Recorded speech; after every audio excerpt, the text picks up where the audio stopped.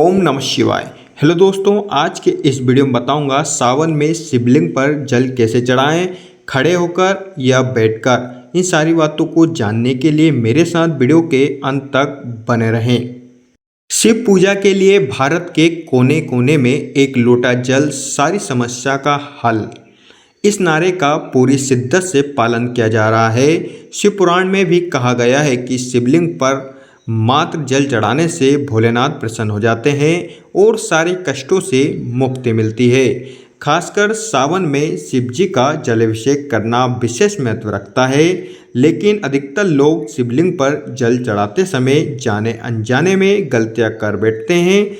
इससे पूजा व्यर्थ चली जाती है और पुण्य प्राप्त नहीं होता है। ऐसे में आइए जानते हैं कि सावन में शिवलिंग पर जल कैसे चढ़ाया जाता है, क्या है इसकी सही विधि और नियम। दोस्तों, इस वर्ष सावन 11 जुलाई से प्रारंभ हो रहा है, तो इन नियमों को अवश्य जानें। अब तक आपने चैनल को सब्सक्राइब नहीं किया हो तो सब्सक्राइब कर लीजिए और बेल आइकन के बटन को दबाना ना भूलें। चलिए वीडियो स्टार्ट करते हैं। शिवजी पर जल कैसे चढ़ाएं।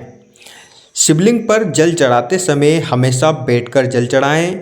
भोलेनाथ को कभी भी बहुत तेज या बड़ी धारा में जल नहीं चढ़ाना चाहिए। शांत मन से बैठकर धीरे धीरे जल अर्पित करना चाहिए। भूलकर भी शिवलिंग पर खड़े होकर जल न चढ़ाएं, इससे पूजा का फल नहीं मिलता है। सही दिशा। शास्त्रों के अनुसार व्यक्ति को शिवलिंग पर इस तरह से जल चढ़ाना चाहिए कि उसका मुख उत्तर दिशा की ओर हो। इस बात का खास तौर से ध्यान रखें कि जल चढ़ाते समय आपका मुख पश्चिम फिर दक्षिण दिशा की ओर बिल्कुल नहीं होना चाहिए। किस पात्र से शिवलिंग पर जल चढ़ाएं। शिवाभिषेक के लिए तांबे का पात्र सबसे अच्छा माना जाता है।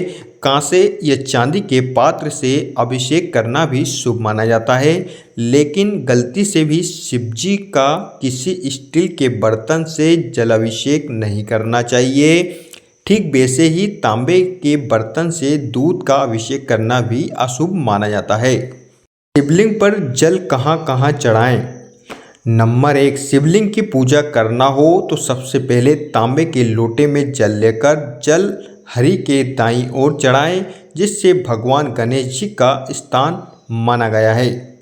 नंबर 2, फिर बाईं ओर जल चढ़ाएं, ये भगवान कार्तिकेय का स्थान माना गया है। 3, इसके बाद जलहरी के बीचों बीच जल चढ़ाया जाता है। ये शिव की पुत्री अशोक सुंदरी का स्थान माना जाता है। इसके बाद जलहरी के गोलाकार हिस्से में जल चढ़ाएं, जिसे माता पार्वती का स्थान माना जाता है। शिवलिंग में सबसे आखिरी में धीमे धीमे जल चढ़ाएं। शिवलिंग पर जल चढ़ाने का मंत्र।